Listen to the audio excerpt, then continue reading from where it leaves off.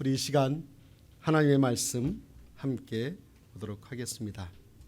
하나님의 말씀은 요한복음 2장 1절에서 11절 말씀입니다. 제가 봉독해 올릴 때 여러분들도 성경을 또 앞에 화면을 보시면서 말씀을 같이 묵상했으면 좋겠습니다. 사흘째 되던 날 갈릴리 가나에 혼례가 있어 예수의 어머니도 거기 계시고 예수와 그 제자들도 혼례의 청함을 받았더니 포도주가 떨어진지라 예수의 어머니가 예수에게 이르되 저들에게 포도주가 없다 하니 예수께서 이르시되 여자여 나와 무슨 상관이 있나이까 내 때가 아직 이르지 아니하였나이다. 그의 어머니가 하인들에게 이르되 너희에게 무슨 말씀을 하시든지 그대로 하라 하니라. 거기에 유대인의 정결 예식을 따라 두세 통 드는 돌 항아리 6이 놓였는지라. 예수께서 그들에게 이르시되 항아리에 물을 채우라 하신즉 아귀까지 채우니 이제는 떠서 연회장에게 갖다 주라 하심에 갖다 주었더니 연회장은 물로 된 포도주를 맛보고도 어디서 났는지 알지 못하되 물떠온 하인들은 알더라. 연회장이 신랑을 불러 말하되 사람마다 먼저 좋은 포도주를 내고 취한 후에 낮은 것을 내거늘 그대는 지금까지 좋은 포도주를 두었도다 하니라. 예수께서 이 첫 표적을 갈릴리 가나에서 행하여 그의 영광을 나타내심에 제자들이 그를 믿으니라. 아멘. 이제 주일은 오늘서부터 7주 동안 캔 시리즈라고 하는 제목, 할 수 있다, 할 수 있느냐라고 하는 그 시리즈의 전체적인 팀을 가지고 7번에 걸쳐서 이번 주에는 그 항아리 채울 수 있느냐, 다음 주에는 그 병 나을 수 있느냐, 그리고 그 다음에 세 번째로는 그 겉옷 만질 수 있느냐, 네 번째로 그 향유 부을 수 있느냐, 다섯 번째로 그 십자가 질 수 있느냐, 여섯 번째로 그 나라 들어갈 수 있느냐, 일곱 번째 마지막으로 그 산 옮길 수 있느냐라고 하는 이 제목을 가지고 전체적인 할 수 있느냐, 캔이라고 하는 그 시리즈로 함께 말씀을 나눔에 있어서 오늘은 그 첫 번째로 요한복음 2장 1절부터 11절까지의 말씀을 중심으로 그 항아리 채울 수 있느냐라고 하는 제목으로 말씀을 나누도록 하겠습니다.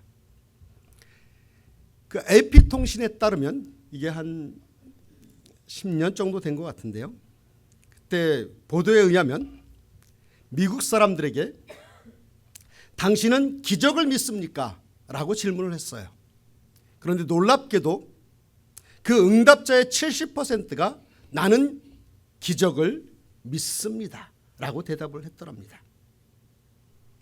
만약에 제가 여러분에게 똑같은 질문을 한다면 여러분들은 어떻게 대답하시겠습니까? 여러분은 기적을 믿습니까? 일상생활에서도 그 하나님의 기적이 일어날 것을 여러분들은 믿습니까? 하나님의 말씀인 이 성경 66권, 신구약 성경 이 66권에는 놀라운 하나님의 기적들이 많이 기록이 되어져 있습니다. 이러한 사실에 대해서 성 어거스틴은 이렇게 이야기합니다. 만약에 성경에 기적이 없다면 나는 크리스찬이 하나님의 자녀가 되지 않았을 것이다 라고 고백할 정도로 이 기적에 대해서 이야기하고 있습니다.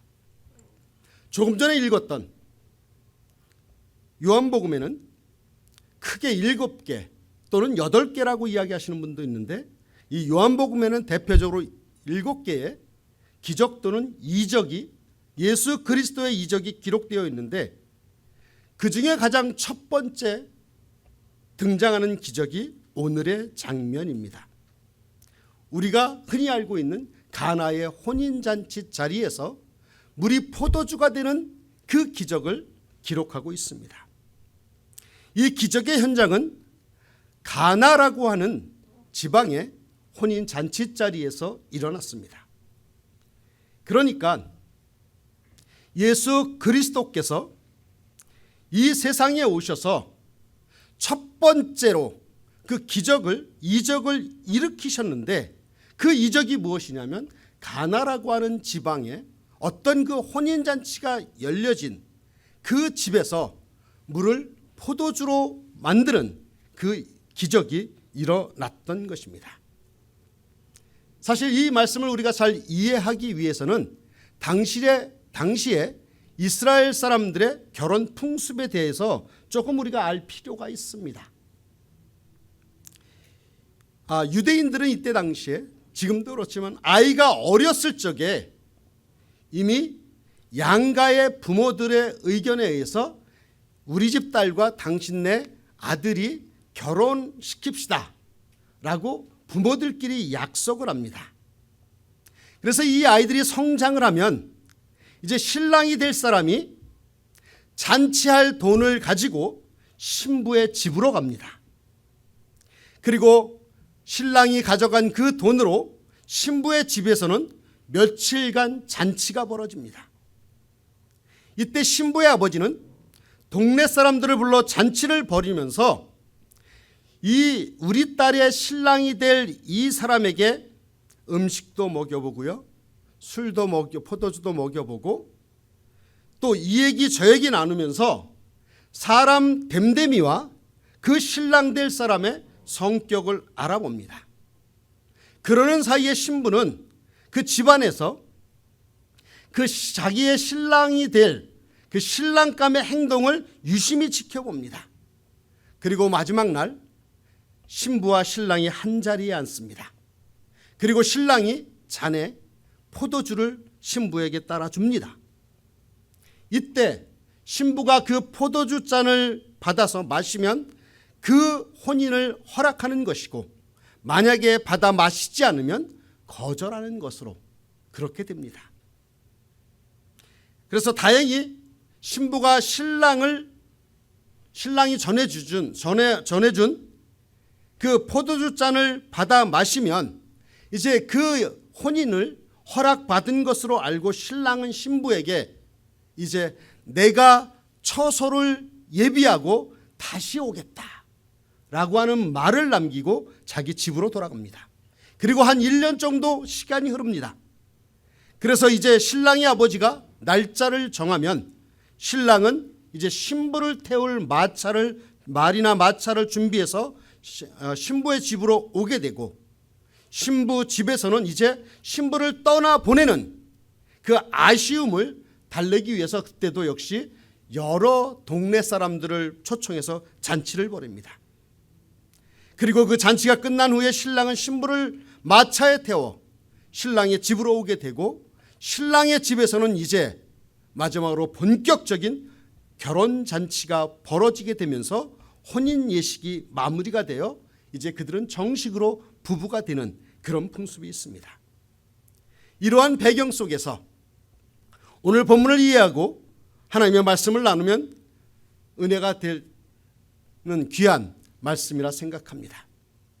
이제 본문의 내용을 좀 더 자세하게 살펴보면 지금 혼인잔치가 벌어지는 와중에 중대한 일이 하나가 발생이 되어져요.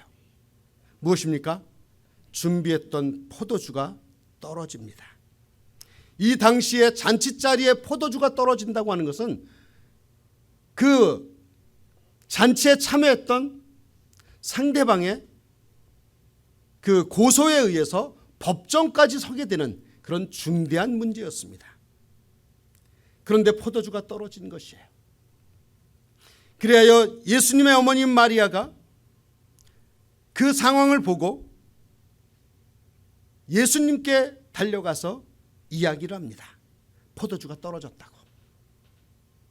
그런데 그 말을 들은 예수님이 4절에 보니까 어떻게 반응합니까? 예수께서 이르시되 여자여 나와 무슨 상관이 있나이까? 내 때가 아직 이르지 아니하였나이다 라고 이야기합니다. 참고적으로 말씀을 드리면 이 요한복음 2장 1절부터 11절 말씀은 이 말씀에서 우리에게 전하고자 하는 진리의 말씀을 여러 가지로 해석을 합니다. 그리고 여러 관점에서 신랑의 입장에서, 신부의 입장에서, 또 주인의 입장에서 우리가 말씀을 듣습니다. 그런데 오늘의 말씀은 저는 하인의 입장에서 여러분들에게 말씀을 드립니다. 그래서 이제 주님의 그 대답의 내용이 어땠습니까? 예수님께서 엄마에게 이야기하기를 여자여 라고 대답을 해요. 좀 우리의 그 관습으로는 좀 불편하잖아요. 저희 어머니 보고 제가 여자여 지금 내 때가 아닙니다 라고 하면 엄마가 뭐라 그래요? 목사님이 제정신이 아니구나.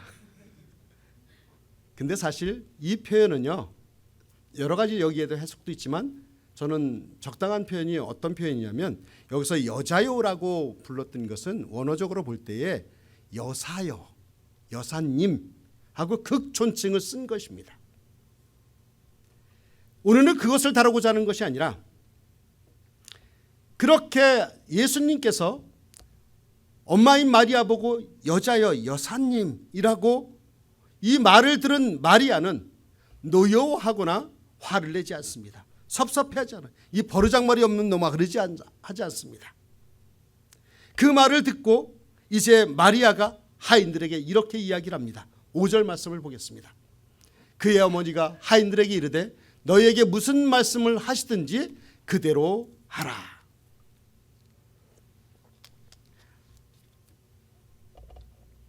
마리아는 이제 곧 종들에게 그 주님께서 시키시는 대로 하라고, 순종하라고 이야기합니다. 저는 여기에서 예수님께서 기적을 베푸는 데 있어서, 이적을 베푸는 데 있어서 중요한 예수님의 원리 하나를 제가 발견을 합니다. 그것이 무엇이냐면, 예수님께서 기적과 이적을 베푸시지만, 또 베풀어 주시지만, 그 이적과 기적은 바로 우리의 믿음을 통해 이루어진다고 하는 사실이에요. 그냥 허공의 주문을 외워서 생기는 것이 아니라 우리의 믿음의 모습을 보면서 예수님께서는 우리에게 이적을 베풀어 주십니다. 기적을 베풀어 주십니다. 그래서 예수님께서 기적을 베푸실 때마다 하시는 공통적인 이야기가 있어요. 그 얘기는 뭡니까? 내 믿음이 너를 구원하였도다. 내 믿음대로 될지어다. 이 말을 수없이 그 이적의 현장 속에서 예수님께서 말씀하십니다. 할 수 있거든이 무슨 말이냐? 믿는 자에게는 능치 못할 일이 없다. 믿음은 바라는 것들의 실상이요 보지 못하는 것들의 증거다. 또 믿음이 없이는 하나님을 기쁘게 할 수 없다라고 누누이 그 기적의 현장 속에서 믿음을 말씀하시는 예수님의 모습을 볼 수가 있습니다. 사랑하는 여러분, 저와 여러분들이 우리의 삶 속에서 이러한 예수님의 기적, 예수님의 이적을 보지 못하는 이유는 예수 그리스도께서 능력이 없는 것이 아니라 저와 여러분에게 믿음이 없기 때문에 기적을 보지 못한다고 하는 사실을 기억해 주셨으면 좋겠습니다. 우리가 어떤 일을 할 때 무엇을 하든지 우리의 삶의 일상 모든 것들을 우리가 믿음의 눈으로 바라봐야 될 줄 믿습니다. 내 주변에서 일어나는 그 모든 일들이 그냥 우연히 이루어지는 것이 아니에요. 내 주변에 일어나는 모든 삶의 상황들이 결코 우연이 아니라 하나님께서 역사하시고 계신다는 사실을 믿는 믿음으로 살아가시는 저와 여러분들 되시기를 주의 이름으로 축원합니다. 진정으로 하나님의 기적을 체험하고 싶다면 나의 생각이나 나의 상식을 내려버리고 또 내 생각, 내 상식, 내 머리에는 결코 그것으로는 기적이 이루어질 수가 없는 것입니다. 오직 우리에게 기적을 베푸는 것은 우리가 하나님을 믿고 하나님의 말씀을 믿는 믿음 안에서 기적이 일어날 줄 믿습니다. 6절과 7절을 계속해서 보겠습니다. 거기에 유대인의 정결 예식을 따라 두세 통 들은 돌 항아리 6이 놓였는지라. 예수께서 그들에게 이르시되 항아리에 물을 채우라 하신즉 아귀까지 채웠다라고 이야기합니다. 이제 예수님께서 하인들에게 이야기를 합니다. 이제 돌 항아리 6개가 놓인 것을 보시고 그 항아리에 어떻게 해요? 물을 채우라라고 말씀하고 있습니다. 그런데 그 말씀이 떨어지자마자 하인들이 어떻게 합니까? 항아리에 아구까지 물을 채웁니다. 그 항아리 크기가 우리가 생각하는 조그만 항아리가 아니라 큰 대형 항아리를 여기서 이야기합니다. 많은 물이 들어가죠. 근데 그 사막 지역에서 6개나 되는 그 항아리에 물을 채우는 것입니다. 그리고 오늘 본문을 자세히 보면 예수님은 구체적으로 지시하지 않았는데도 이 물 채우는 것에 대해서 그들은 나름대로 자기의 믿음을 가지고 그렇게 행하는 모습을 봅니다. 하인들은요, 예수님 보고 아니 이 수많은 이 큰 항아리에 어떻게 물을 채울 수 있을까요? 어떻게 채울까요? 아니 이 물을 왜 채우라고 하는 겁니까? 라고 이런 방구 묻지 않습니다. 어떤 토를 달지 않습니다. 예수님의 그 말씀에 그대로 순종을 합니다. 네, 가만히 보면은요, 저와 여러분들은요, 주님을 위해서 아주 작은 봉사를 하면서도 너무 많은 말을 합니다. 자신의 봉사가 너무 힘들다고 따지고 묻습니다. 그리고 내가 이것을 왜 해야 되느냐고 묻습니다. 질문합니다. 심지어 핏대도 세웁니다. 그런데 하인들에게서 우리에게 배울 점들은 그들은 묻지 않았습니다. 왜 채워야 되는지, 어디다 채워 넣어야 되는지, 이 많은 양이 어디서 나겠느냐라고 절대 묻지 않습니다. 그리고 어디까지 물을 채워요? 아구까지 물을 채웠습니다. 이 부분에서 저는 이 하인들의 순수하고 아름다운 믿음을 봅니다.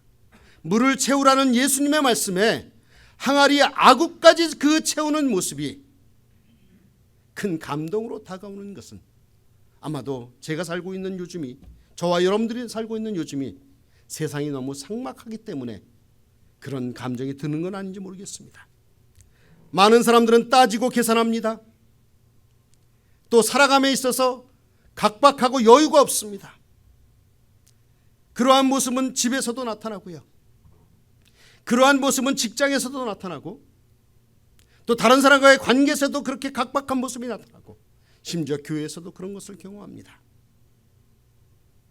만약에 저와 여러분들에게 예수님께서 물을 채우라고 한다면 우리가 할 수 있는 반응이 아마 3가지가 있을 것입니다.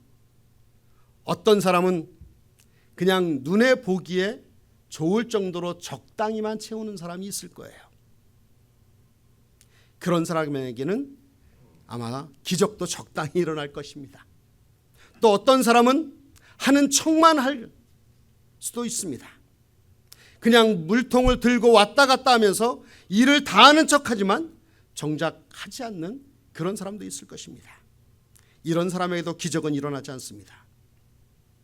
그런데 어떤 사람은 조용히 그 물을 아구까지 채워넣습니다. 예수님께서 채워넣으라고 하셨지 가득 아구까지 채우라는 말씀은 없으셨잖아요. 그런데 그럼에도 불구하고 아구까지 채웁니다. 아마 이런 사람은 하나님께서 베푸시는 기적을 통해서 충만히 채우는 놀라운 역사를 체험하게 될 줄 믿습니다. 8절을 보시기 바랍니다. 같이 읽어볼까요? 시작. 갖다 주었더니. 자, 물을 채우라는 말씀에 아구까지 채우는 믿음을 보여준 그 하인들은 이제 어떡합니까? 그 물을 떠서 연회장에게 갖다 주라고 했을 때 아무런 갈등 없이 떠다 주는 그런 믿음의 모습을 보여줍니다. 사실 물을 항아리에 채우는 것은 그저 물을 채우는 것이기에 갈등하지 않고 그냥 일반적인 사람도 할 수 있을 거예요. 또 하인이래잖아요. 주인이 시켰고 또 예수님께서 시키셨는데 그냥 물을 떠서 항아리에 채우는 일은 어떤 면에서 다른 사람도 할 수 있었을 것이라고 추측이 됩니다. 그런데 그 채웠던 물을 떠서 이제 연회장에게 갖다 주라는 이 말에는 많은 갈등이 일어날 것입니다. 더군다나 이 물을 발을 씻고 손을 씻는 데 갖다 주라고 하면 그것은 상식이기 때문에 갖다 줄 수 있어요. 그리고 그 항아리에 받아놓은 그 물을 대체적으로 그때 당시에 손을 씻고 또 발을 씻는 그런 물로 쓰였기 때문에 그냥 일반적인 사람들에게 갖다 주라고 하면 아마 순종할 수 있었을 것입니다. 그런데 그 물을 누구에게 갖다 주라고 그래요?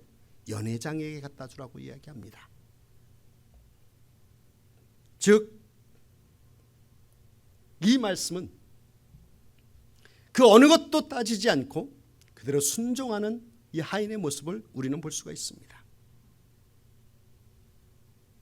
그런데 이 연회장에게 보통 갖다 줄 때는 어떡합니까? 연회장에게 왜 갖다 줘요? 그 연회장에게 이 포도주를 사용할 수 있는지 없는지를 검사를 맡기 위해서 다른 손님들에게 나가려면 이것이 가능한 포도주인지 아닌지를 검사받기 위해서 연회장에게 가져다 주는 것입니다.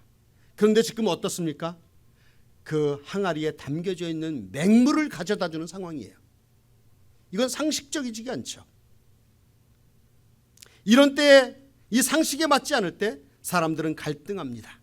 내 이성과 내 상식과 경험에 맞지 않는 말에 갈등하고 우리는 따지게 됩니다. 여러분들이 지금 신앙생활을 해오면서 또 하나님의 교회를 섬기면서 혹시 봉사하다가 그 일을 포기하고 주저앉은 이유가 저는 여기에 있다고 생각합니다. 그런데 이 하인의 위대함은 그 맹물을 연회장에게 갖다 주었다고 하는 것이에요. 사랑하는 여러분, 저와 여러분도 이 하인의 모습과 같이 연회장에게 맹물을 떠다 주는 믿음이 있기를 축원합니다. 하나님께서 시키시는 일들이 우리 정서에 맞지 않는 일이 많습니다. 내 생각과 맞지 않는 것이 많습니다. 왜요? 하나님이 시키는 그 일들은 내가 죄성을 갖고 있기 때문에 죄인인 나의 정서와 맞지 않는 것은 당연합니다. 그거 위대하신 하나님은 인간이 경험하는 그 작은 세계 안에 속해 있지 않기 때문에 그렇습니다. 그렇기에 우리가 할 수 있는 일은 이 물떠온 하인처럼 예수님이 시키시는 대로 우리의 생각과 상식과 이성에 맞지 않아도 우리가 해야 될 것은 무엇입니까? 순종입니다. 기적은 누가 베푸는 거예요? 주님께서 베푸시는 거예요. 우리가 해야 되는 건 무엇입니까? 물을 떠다 주는 순종뿐입니다. 계속해서 9절 말씀을 보겠습니다. 연회장은 물로 된 포도주를 맛보고도 어디서 났는지 알지 못하되 물떠온 하인들은 어떻게 해요? 알더라. 여기에서 연회장은 그 포도주 맛에 대해서는 누구보다도 잘 아는 사람입니다. 그가 하인들이 갖다 준 물을 먹고 자신이 한 번도 먹어보지 못한 향긋하고 신선한 포도주 맛에 감동을 받습니다.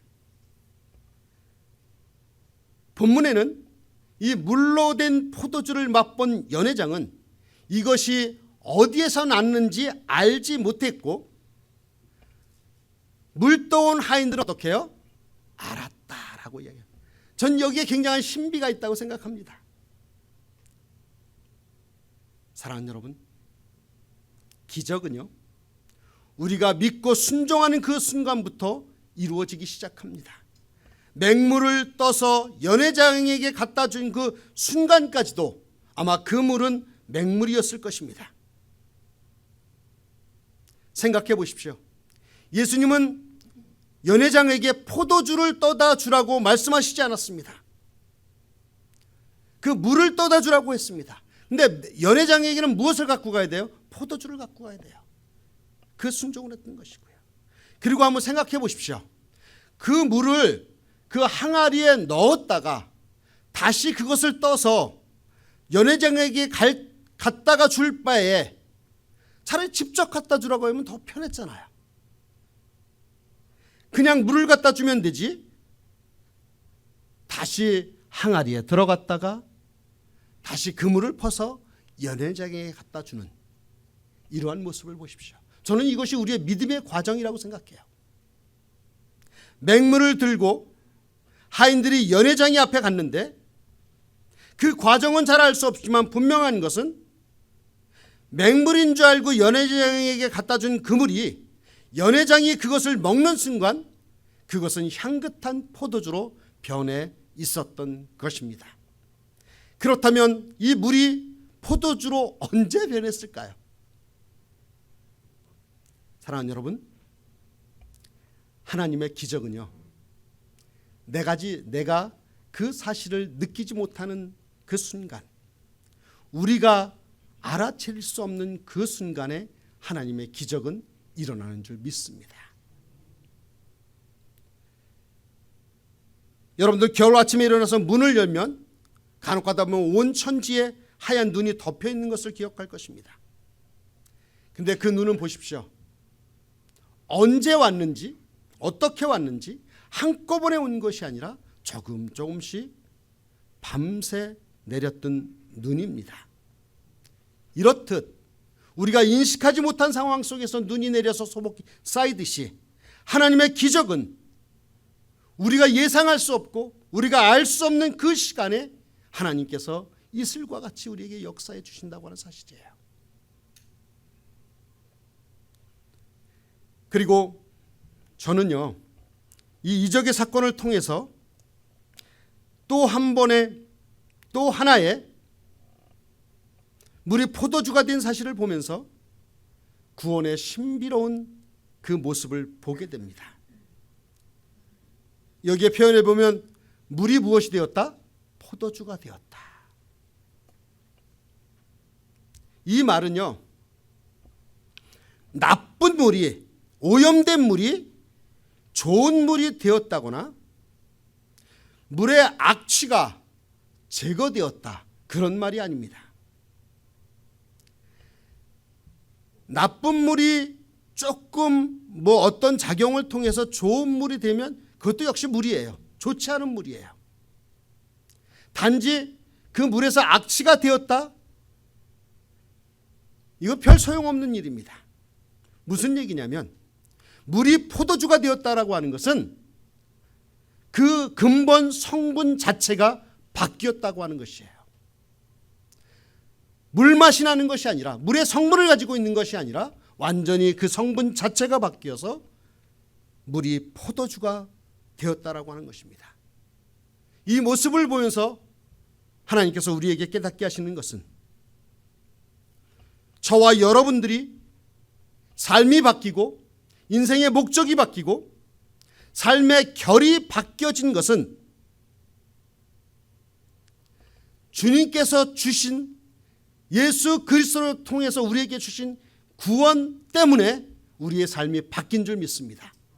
그런데 이 삶이 바뀐 것이 그냥 단지 지저분한 물이 조금 좋아져 갖고 조금 맑은 물이 된 것이 아니라 죄인에서 의인으로 근본적 본질적인 변화가 저희들에게 있었다고 하는 사실입니다.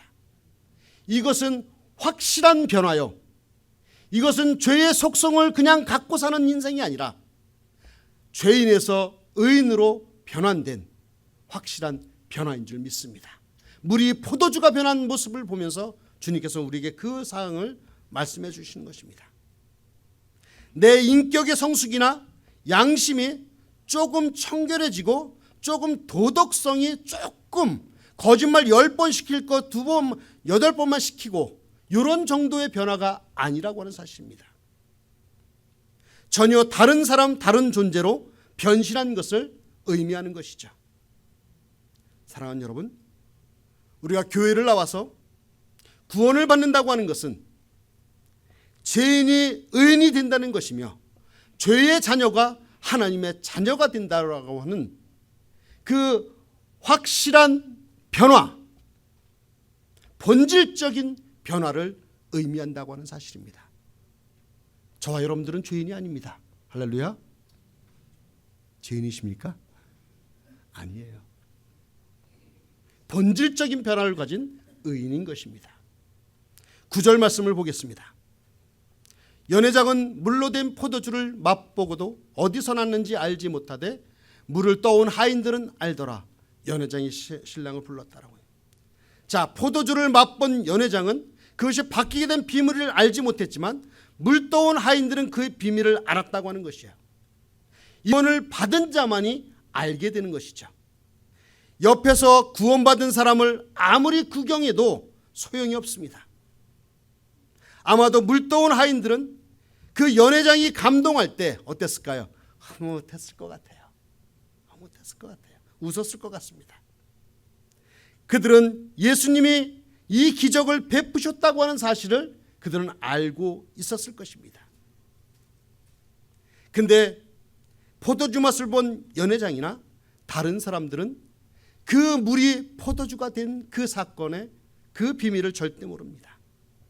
그러나 예수님께서 물을 포도주로 만든 이 기적의 현장을 경험한 그 하인만이 그 비밀을 알고 있는 것입니다. 자기 손으로 맹물을 떠다 주었는데 그것이 포도주가 되었다는 사실을 누구보다도 하인이 잘 알고 있는 것입니다. 그러니 얼마나 속으로 기쁘겠어요.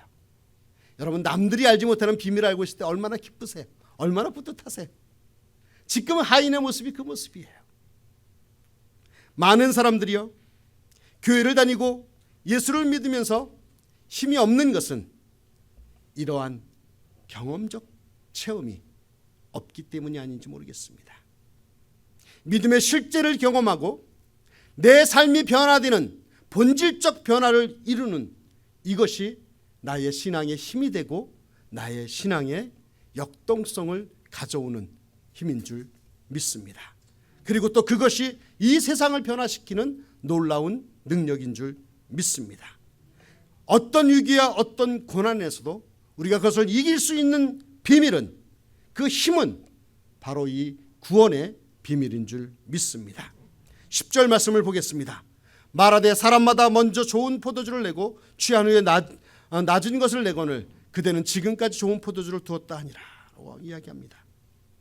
다시 말해서 먼저 좋은 포도주를 내고 취한 후에 나중에 낮은 질 좋지 않은 포도주를 내는 것이 일반 상식인데, 그런데 당신은 너는 왜 좋은 포도주를 처음 이제서 갖고 오느냐 라고 이야기하는 것입니다. 사랑하는 여러분, 이 말씀에서 저는 세상의 방법과 하나님의 방법을 봅니다. 세상 사람들의 관계는 처음에는 다 좋다가 심지어는 나중에는 싸우기도 합니다. 헤어집니다. 근데 여러분, 우리 믿는 그리스도인들은 그러지 말아야 되겠죠. 왜요? 우리 구원받은 사람은, 또 우리 구원받은 사람들의 관계는 어떻게 보면 처음에는 서먹합니다. 오늘 아마 처음 저희 교회를 방문하신 분들이 있는데 처음에는 저와 서먹할 겁니다. 우리 성도들과 서먹할 것입니다. 그런데 조금 시간이 흐르면서 나중에는 어떻게 합니까? 서로 인격적으로 신뢰하고 믿음을 나누고 더 깊은 사랑과 교제를 나누는 것이 저는 교회인 줄 믿습니다. 저는 여러분들이 우리 한마음교회 안에서 모든 사람과의 관계가 처음 만났을 때보다 더 깊어지는, 가나의 혼인잔치 자리에서는 처음에 좋은 포도주를 내다가 그들이 취할 때쯤 되면 좀 질이 떨어지는 포도주를 내서 그 잔치를 마치는 것이 상식이었지만 우리 교회는 그렇지 않다고 하는 것이죠. 우리 교회는 처음에는 서먹했지만, 처음에는 잘 모르지만 시간이 흐르면 흐를수록 더 진한 진국이 우러나서 더 깊은 포도주의 맛을, 그 관계를 경험하는 저와 여러분들이 되었으면 좋겠습니다. 그리고 예수님이 이 기적을 베풀기 위한 하인들의 믿음과 순종의 비밀, 물이 변하여 포도주가 된 기적과 그 포도주를 맛본 연회장의 그 감동, 여러분 이러한 것들을 맛보는 우리 교회가 되었으면 좋겠습니다. 마지막으로 11절 말씀을 보겠습니다. 예수께서 이 첫 표적을 갈릴리 가나에서 행하여 그의 영광을 나타내심에 제자들이 그를 믿으니라 라고 이야기합니다. 예수님이 처음 기적을 가나에서 베풀었을 때 그 혜택을 처음 본 사람들은 연회장과 잔치에 참여한 사람들이었습니다. 그리고 물이 포도주가 변하는 기적을 직접 경험했던 하인들은 다른 사람들이 모르는 신비의 축복을 맛보았습니다. 그런데 이 모든 것들이 그냥 이대로 끝난다면 별 의미가 없었을 것입니다. 가장 중요한 것은 이러한 이적을 통해서 하나님의 영광이 나타나고 그것을 본 제자들이 하나님을 향한 믿음이 생겼다라고 하는 것입니다. 사랑하는 여러분, 저와 여러분들이 이 세상을 살아가면서 날마다 이 하인들이 경험했던 이 기적이 우리 삶 가운데 체험되시기를 주의 이름으로 축원합니다. 어떻게 보면 우리의 미래는 내가 맡고 있는 것 같아요. 나의 과거의 상처와 나의 과거의 패배와 절망의 생각이 언제나 미래를 향하고 있는 나를 막고 있는 것 같습니다. 넌 해봐야 소용없어. 네가 그렇지 뭐. 이번에도 망할 거야 라고 하는 이 부정적인 생각을 우리가 갖고 있는지 모르겠습니다. 그런데 여러분, 이제 과거에 암울했던 적이 있었다면 이제 과감하게 그러한 과거를 단절하고 이제 예수님께서 우리의 미래의 문을 열어주시는, 예수님은 물로 포도주를 만들어 주셨고 그 축복을 우리의 믿음을 통해 이루어 가시기를 원하신다고 하는 사실입니다. 저와 여러분들은 이 기적의 주인공이 될 수 있었으면 좋겠습니다. 나이를 두려워하지 마십시오. 돈이 없어서 병들어서 일하지 못하는 것에 대해서 두려워하지 마십시오. 우리는 물로 포도주를 만드시는 예수 그리스도만을 바라보면서 우리가 해야 될 것은 무엇입니까? 그 항아리 채울 수 있느냐, 그 항아리의 맹물을 채울 수 있는 믿음의 사람들 다 되시기를 주의 이름으로 축원합니다.